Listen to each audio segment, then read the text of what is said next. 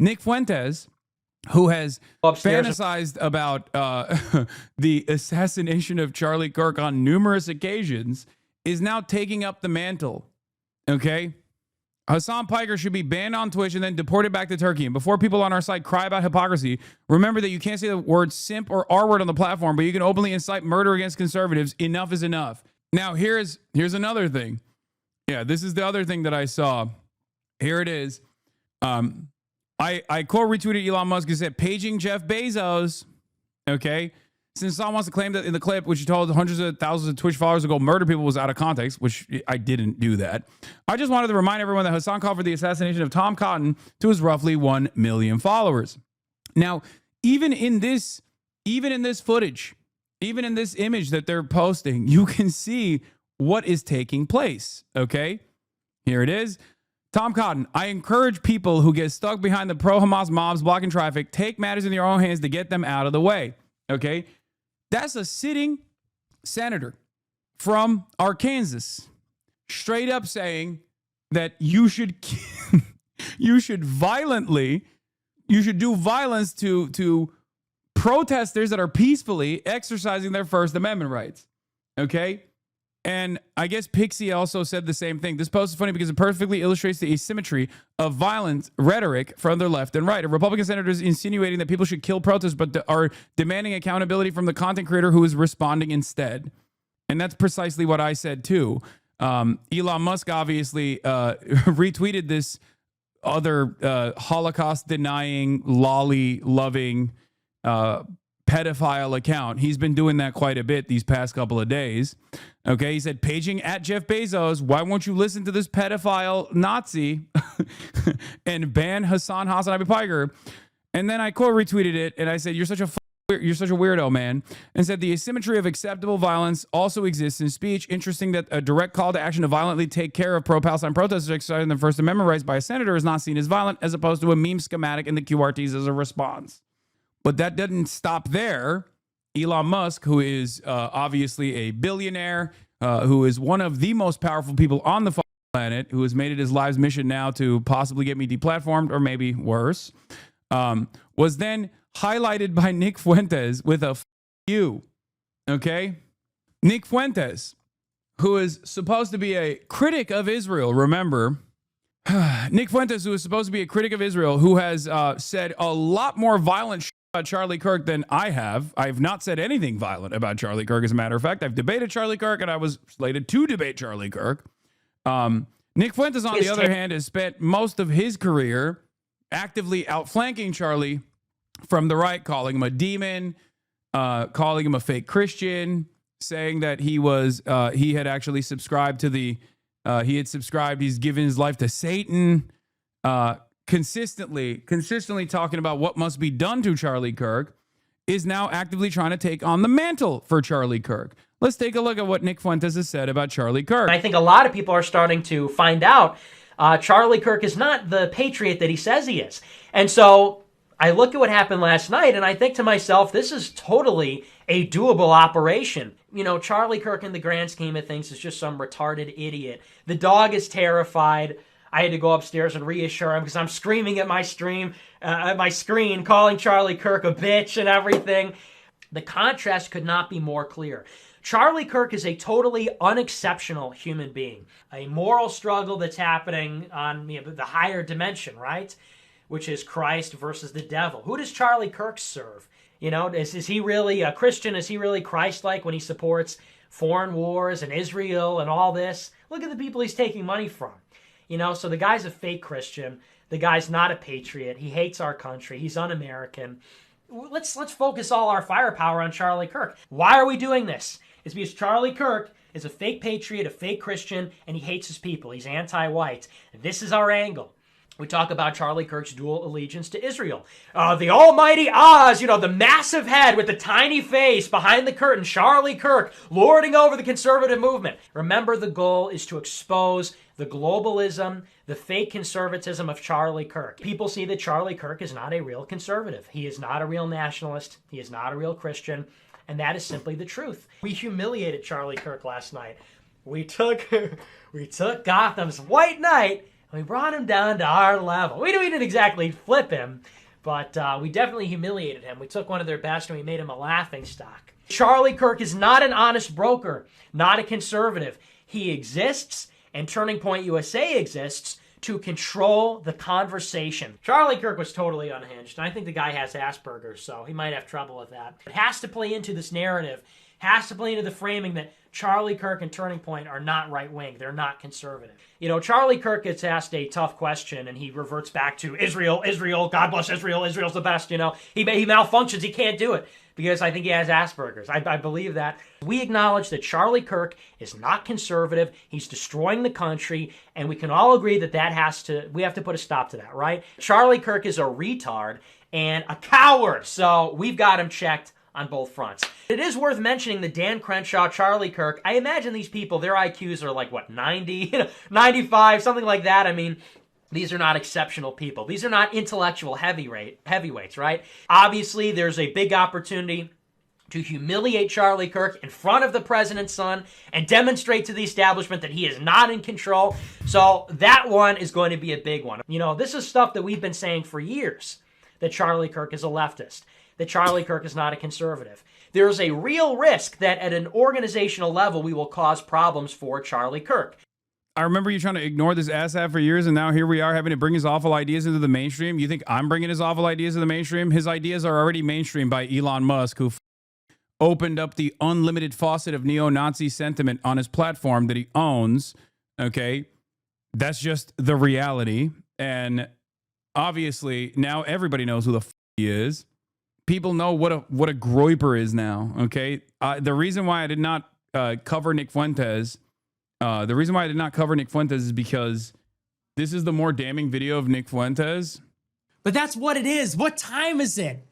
Nick Fuentes about Charlie Kirk, America First, August 11th, 2025. It's very possible the alleged shooter is a groiper at this point. I'm hurtling towards you. Charlie Kirk says, did you see this clip?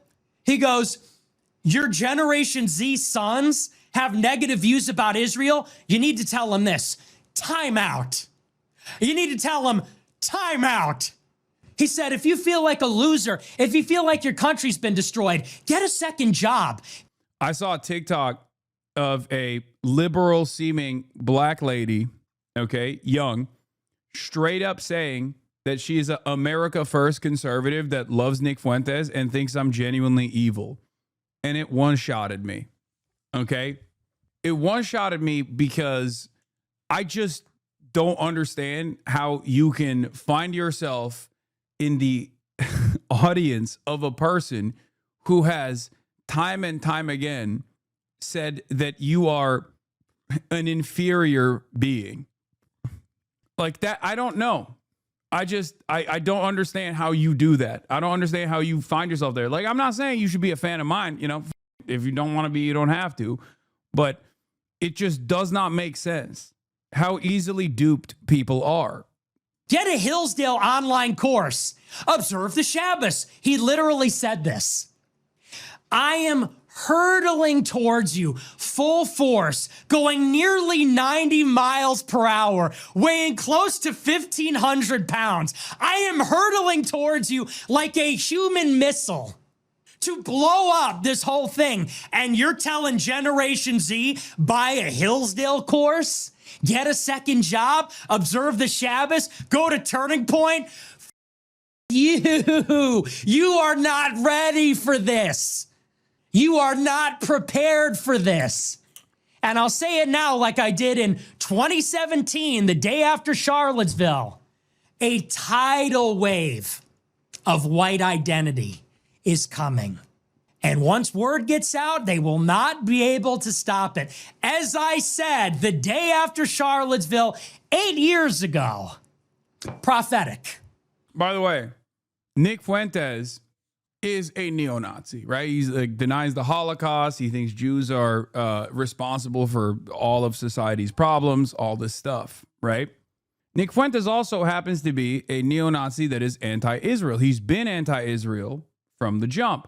Not because he cares about all the people that Israel has killed, mind you, because he's obviously also viciously and vehemently anti-Muslim, anti-Arab, anti-whoever he considers to be not white. Now, Nick Fuentes himself is Hispanic, so that is also up for debate whether or not he actually fits into the in-group that he is actively claiming is superior and should be defended, and the out-group that should be excised and destroyed.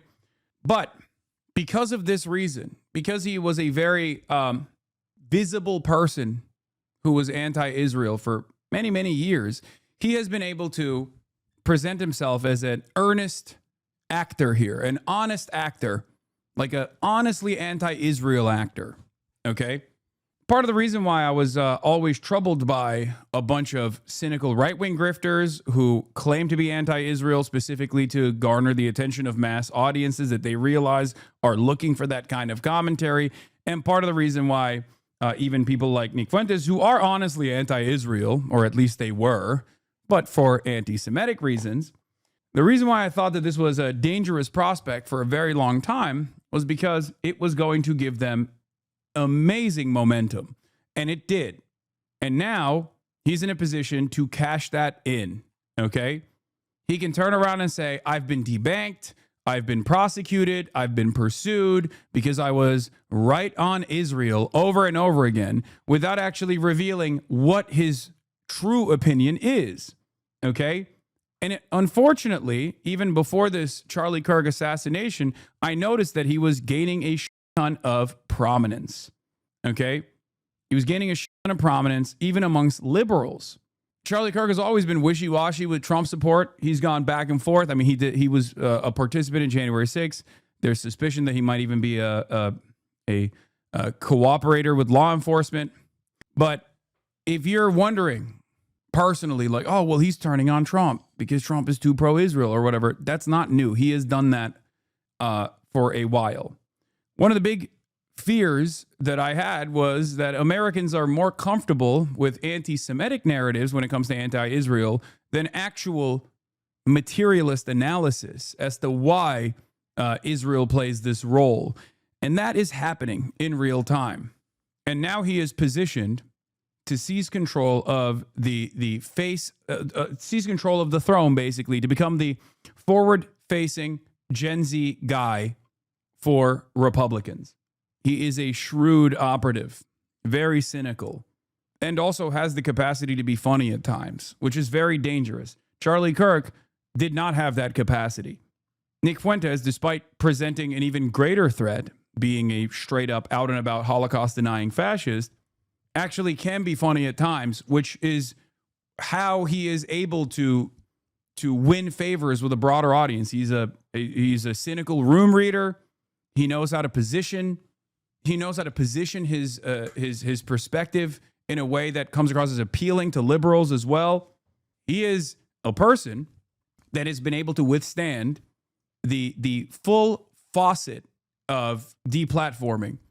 And in spite of all of that, given the attitude shift that has been seismic on the issue of Israel, he's been able to basically claw himself back into relevance. And he's gotten a lot of help along the way, obviously, from the likes of Destiny, to which Destiny openly admitted to, saying, you know, I put him in front of so many podcasters, including like No Jumper and all these people, to which he then went along with like the whole Kanye train as well. There are many prominent right-wing figures online that are openly propping him up. Tucker Carlson being one of them, Asmongold being another. Okay? He is very well positioned. Yes, Nick Fuentes, alongside Kanye West, had dinner with Donald Trump as well. Or lunch. Or I think it was dinner. It doesn't really fucking matter. But basically, the real reason why he has garnered this level of attention and this level of prominence is because a lot of people, Aiden Ross platforms him all the time. Aiden Ross, who is Jewish himself, has literally watched all of his videos and keeps saying he's based, he's awesome, attacking all of Nick Fuentes' enemies, people like myself. But like I said, the real reason why he has garnered this much attention in the last year or so is because the attitude shift on Israel has been seismic, and he has been seen as an earnest, an honest anti-Israel guy, a guy who has been anti-Israel for a very long time. And a lot of people don't make that assessment. They don't think like, why is this person anti-Israel, for example? Okay? They also feel that way. They also feel anti-Israel because you should feel you should feel a level of animosity towards a apartheid state that is unchecked, that is taking unlimited funds from America, from American taxpayers, and unlimited weapons to destroy the entire existence of a population of people, the Palestinians. Okay? But he's been able to use that anger and resentment that people have to prop himself up. Okay? That's the real reason. And that's the real reason why he was able to position himself against Charlie Kirk as well. They're pretty much they're pretty much aligned on everything, with the exception of Israel, right? Which is why he was always angling his position to showcase how honest he was and to showcase how dishonest Charlie was, despite and even at times showcase how dishonest Trump was, despite the fact that he rode Trump's coattails as well. So that's where we're at. Do I know where this goes? I don't. I haven't really followed Nick Fuentes too closely. I don't know how much of a shrewd operator he is, and whether or not he will actually reposition his commentary away from shitting on Israel to basically become the administration's guy, because that's the one thing that I don't think the admin will allow. You can't go beyond like Tucker Carlson style narratives when it comes to speaking out against Israel. And Nick Fuentes certainly goes beyond Tucker Carlson. If you notice, Tucker Carlson will speak out against Israel in a way where he will speak out against Israel in a way where he won't ever turn around and be like, this is the Jews, this is the doing of the Jews. He will actually, if you listen to him just on Israel, he comes across as almost like an anti-Zionist, right? Because he knows he's a professional media broadcaster. He knows how to dance around the issue. Nick doesn't do that, or hasn't done that up until this moment. But it does feel like this 180 degree pivot on Charlie Kirk, for example, leads me to believe that he is going to moderate his position now that he has more prominence and try to become the face of the Gen Z right. You think you're in control? Do you feel in charge? Who else we going to bring in? Elon, Tucker, Candace. You know what their next move is going to be. It's been fun. It's been fun. It's been a good time. But pray for your boy. Because the problem is, look, I've been doing this for a long time. People watch the show, they're like, this show's great. I've been saying this for 10 years. All this stuff, I've been saying it for 10 years. That's why they locked me up. That's why they shut me down. The problem is I'm just saying it now to everybody. And they're going to make me pay. In one way or another, they're going to try and shut me down. Do you think his fans will turn on him if he tries to moderate himself and be like Charlie? No. That was why I thought it was funny when he was like on me on his return stream that he did, right? On Rumble, I believe, in the aftermath of Charlie Kirk's assassination, where he said that I didn't sufficiently grieve Charlie Kirk, that I'm a dangerous and violent individual who needs to get deplatformed. And it's really interesting because, like, I am perhaps the most visible, the most prominent anti-Israel media figure on the left. And also, there is a reason why the ADL has been up my asshole non-stop and rarely ever discussed Nick Fuentes in the process, especially in the last 2 years. And now he wants that voice gone. Interesting. Maybe he's just doing this because he wants to shift. He wants to use the existing momentum, the punitive momentum that they have in the administration, the appetite that they have to prosecute political dissidents of the administration. Or maybe he wants to shift the attention away from people asking questions about his anger, his hatred for Charlie Kirk, how much he has pursued Charlie Kirk throughout his career to make a name for himself. Same with Ben Shapiro. Maybe that's the reason why he's hitting that note. And before people ask me, like, why are you talking about Nick Fuentes? You didn't used to talk about Nick Fuentes. Yeah, dude, I didn't, because he was utterly irrelevant in the grand scheme of things. But I noticed that he was actually reaching a level of prominence that I thought wasn't so great. And now He has reached that level of prominence. Now he is a genuine issue. I have found 0 tweets of Greenblatt about Fuentes since October 7th. Yeah, he's been too busy coming after me since October 7th. This is part of what I explained. This is part of what I was talking about.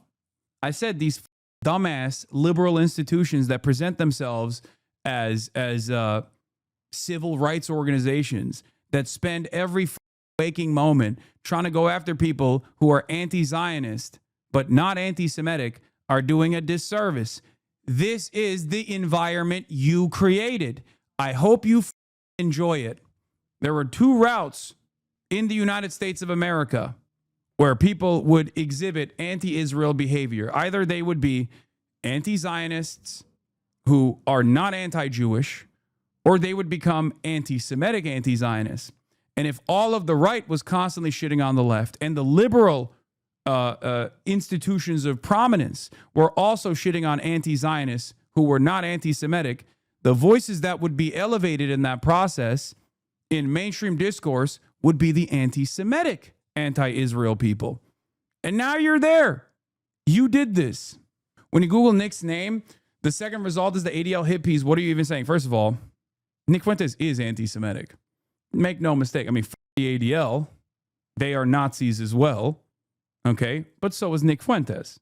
My hatred and my anger and my resentment towards Nick Fuentes is because of this same resentment that I have for fascism when Israel is doing it. It doesn't matter. When Israel does fascism, when Israel engages in ethno-religious supremacist ideals, when Israel is working at the behest of Zionism, that's still fascism. It doesn't change at all when it's Nick Fuentes doing it for what he describes as white people that features him as well. It's just fascism. It's still fascism.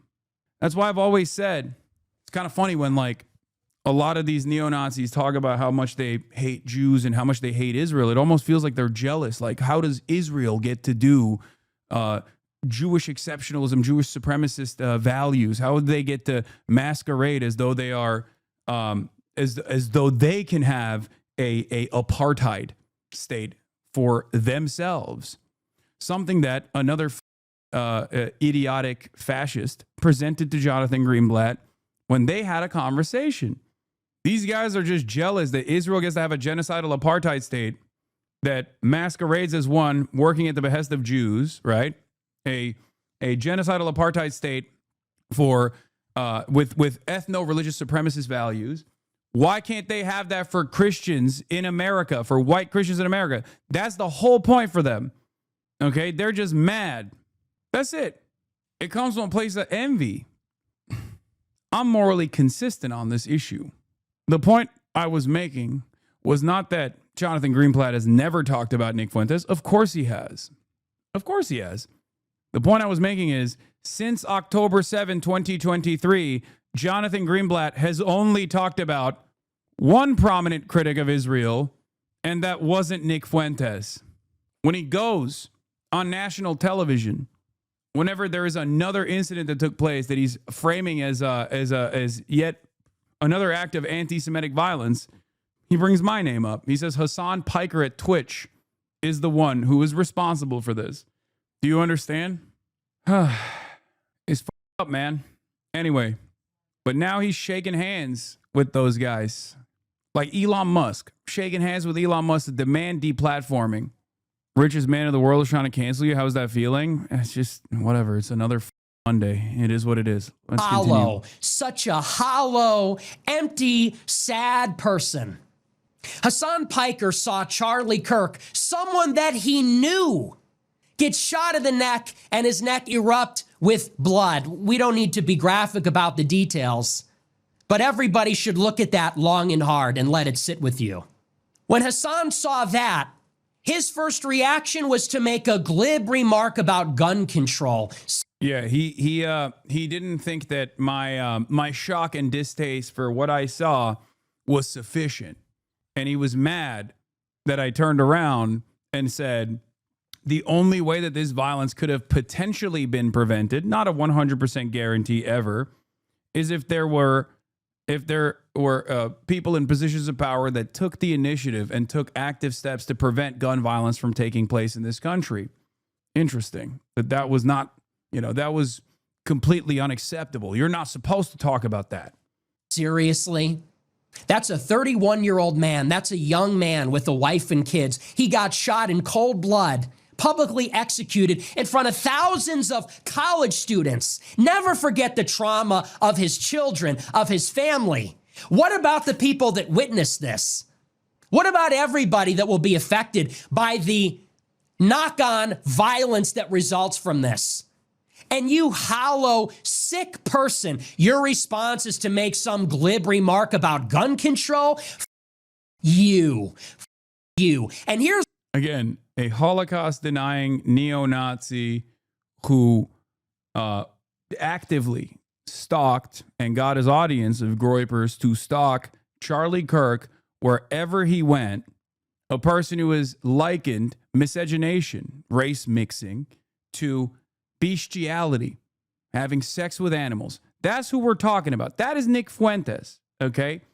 Over here, trying to engage in some sort of moral posturing, engaging in the exact same fake outrage, while also demanding that any sort of left organizing get censored, get deplatformed, and criminally prosecuted. After years and years of developing some kind of credibility in these corners of the internet, okay, by saying, I've been debanked, I've been deplatformed. Now he's turning around and saying, I want that for the left. Perhaps this is part of the reason why he's doing it, though. The notion that groypers didn't have beef with Charlie Kirk is just entirely ahistorical. The Groyper War was a campaign launched exclusively to harass him. Fuentes! This guy is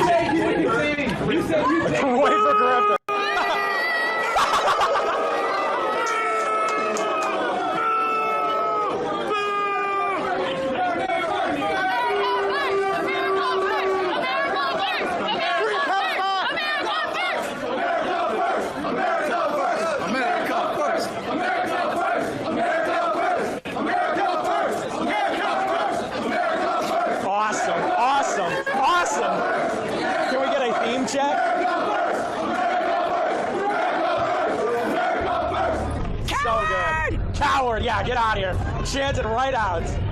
Decisive victory. We snatched victory from the jaws of defeat. They thought they had us. That's the best you have? Right in television?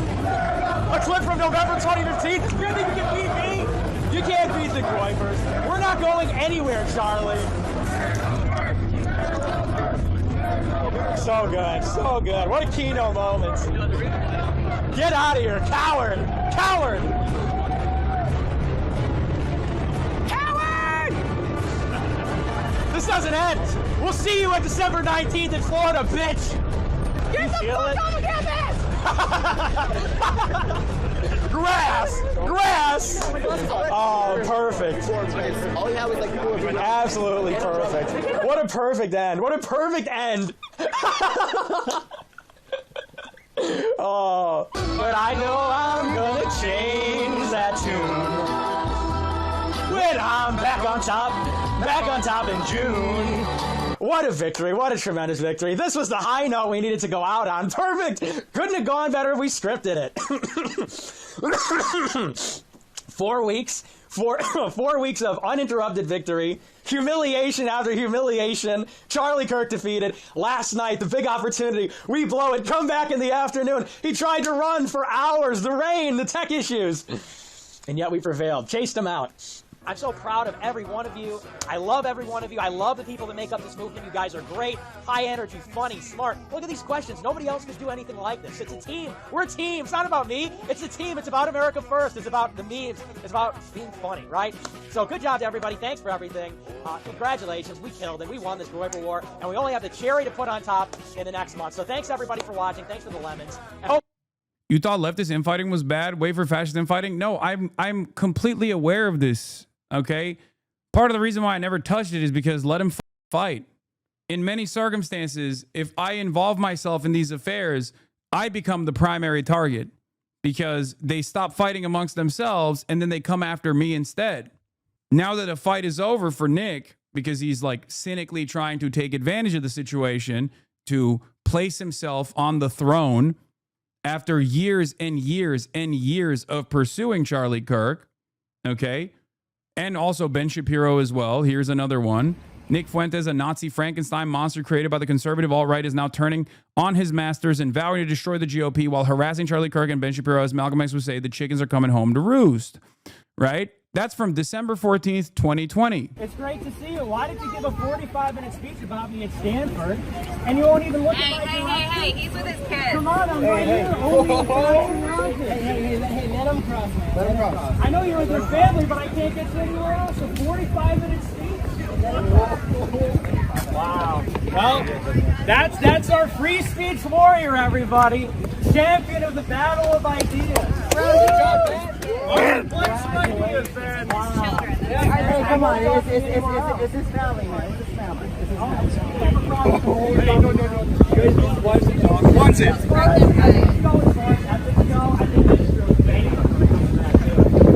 Aren't you supposed to rise above instead of going down in the mud Because with someone? he gave a 45-minute speech about me. You're only repeating that because you're trying to make yourself sound important and you're not. They've been swearing him for years. This is the only time we can get him is when he's crossing the street and he uses, I guess he's just like the Palestinians using human shields, right? That's what I'm trying to say. But wait, there's more. Yeah. Since 2020, he's never stopped. This has been his agenda forever. Here is Squirrel also pointing this out. For those unclear about the difference between Nick Fuentes and Ben Shapiro, hates Muslims, hates LGBTQ, hates immigrants, hates women's far-right nationalism. Ben Shapiro is Jewish and also pro-Israel.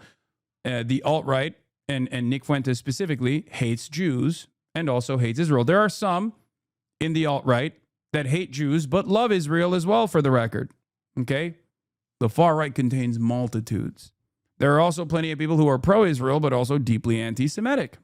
I would say broadly the evangelical Christian movement is broadly anti-Semitic, but also very, very pro-Israel. They think that Israel has to be given to the chosen sons and daughters of God so that the rapture can happen. They have their own theological justifications for it.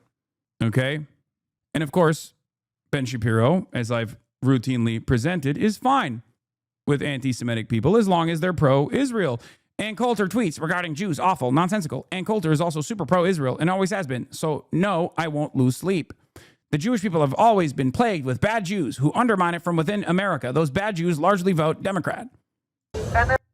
Here's another rally. By the way, that first clip was from a while back, but Nick Fuentes and his Nazi gang continue to target Ben Shapiro and Charlie Kirk, most recently at the MAGA rally in D.C. We want Nick!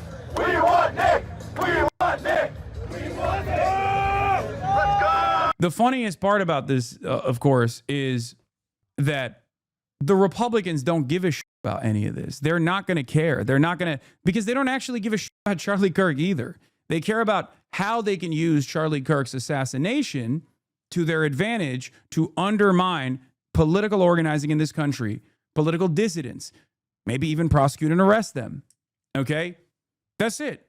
So no, I don't think they give a shit about Nick Fuentes actively pursuing Charlie Kirk and Ben Shapiro and numerous other figures. The thing that they do care about Nick Fuentes, however, and I think that that is something that they won't be able to overlook, is his consistent anti-Israel advocacy, his consistent anti-Semitism. If he was pro-Israel, it wouldn't matter. But the fact that he's anti-Semitic and anti-Israel makes him a threat for the Republicans. So I still don't believe that the Trump administration will, if he remains anti-Israel openly, I don't think that the Trump administration will welcome him with open arms. But it kind of doesn't matter because he has been able to swing a lot of the audiences, even liberals, even critics of Trump, into thinking that he is a tolerable figure. And this kid, believe me, everybody's throwing him under the bus. Charlie Kirk? Yeah, bro. Ben Shapiro, the original Never Trumper? Yeah, we hate Ben Shapiro. Ben Shapiro us believe in America first. Yeah, he started the Never Trump movement. Ben Shapiro is a subversive. We don't want subversives in our movement. The ADL and the SPLC have thrown Nick under the bus too. We hate the ADL. And a little Nick. We want Nick. This was also the rally where Fuentes vowed to destroy the GOP. Except the reality of the matter is, this is why I'm presenting this. The reality of the matter is he's always flip-flopped with both supporting the GOP and then vowing to destroy the GOP. Okay? It's giving kick streamers at TwitchCon. I mean, kick streamers also very much firmly committed to Nick Fuentes anyway. So my point is, he's an opportunist. He has stayed consistent on one issue, that is hating Jews and hating Israel for sure. But he has gone back and forth on his support for Donald Trump, celebrating, taking credit for his victory. If you recall, one of his most viral moments that actually led to a lot of people like straight up coming to his house and was the "Your Body, My Choice." Are you trying to say the shooter was a graper? No, I'm not saying that. Although there are a lot of people who believe that. I am not a person that has entertained that. I don't know. My statement is, I don't know. Okay? It's too soon to tell. I don't think it's likely, but it doesn't matter. The reason why I'm talking about this is because Nick Fuentes kind of feels like the shooter might have been a groyper. And I know that for a fact because he immediately started disavowing political violence, which he had totally been in favor of. He, started talking about how, he has thoughts and prayers for Charlie Kirk after spending his entire limited career trajectory on Charlie Kirk, presenting himself as an honest broker, a real right-wing actor, saying Charlie Kirk was a leftist, that he was pro-Israel, he was pro-Jew, Charlie Kirk was Jewish, all this shit. So while I might not believe that the shooter was potentially a groyper, it kind of felt like he believed that. MAGA March, we promised that if the GOP would not do everything in their power to keep Trump in office, then we would destroy the GOP. And as we gather here in Washington, D.C. for a second million MAGA March, we're done making promises. It has to happen now. We are going to destroy the GOP.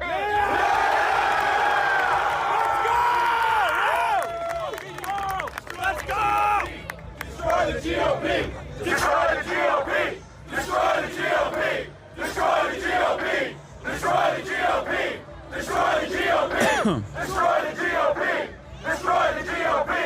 Destroy the GOP!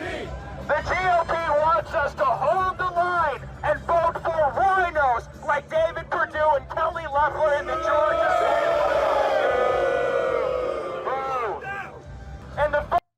And there are a million other instances of this, which is, I think, part of the reason why he was talking about how he didn't consider my initial assessment sufficient, claiming that I wasn't sufficiently grieving. But here it is. It's my message to Hasan Piker and every liberal cocksucker like him. You better disavow this violence. You better cry like Dean Withers. And I don't say that, maybe that comes off like I'm humiliating him. Who knows whether that was sincere or not? I hope to God that it was. And if it was, you know what? Okay, I take offense to him calling me a liberal. I think that's a bit up. You better cry. Look at this little booger eating manlet. This little man talking big game, talking big shit. You better cry. Well, I'm not. The f are you going to do about it, bitch? The f is this shit? Good on him. That's a good kid.